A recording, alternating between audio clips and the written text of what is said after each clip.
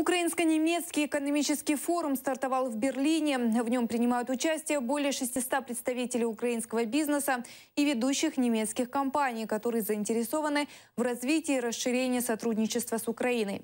В ходе мероприятия прошли дискуссии представителей правительства Украины и Германии, во время которых обсуждали потенциалы и проблемы немецко-украинских бизнес-отношений. На общей пресс-конференции Арсений Яценюк и Ангела Меркель также затронули политические темы, а именно Минские договоренности и местные выборы в Украине. Дякую уряду України за цей реформний курс, який Україна проводить, також прекрасне виконання програми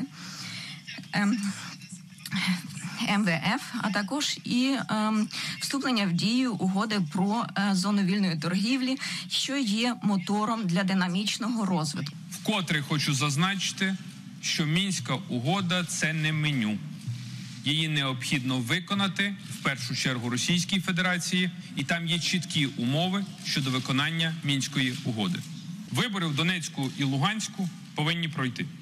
Вибори на українській території, тому що Донецьк, Луганськ і Крим є українська територія, повинні відбуватися в чіткій відповідності з українським законодавством. І це написано в Мінських угодах. І тут немає жодного подвійного тлумачення.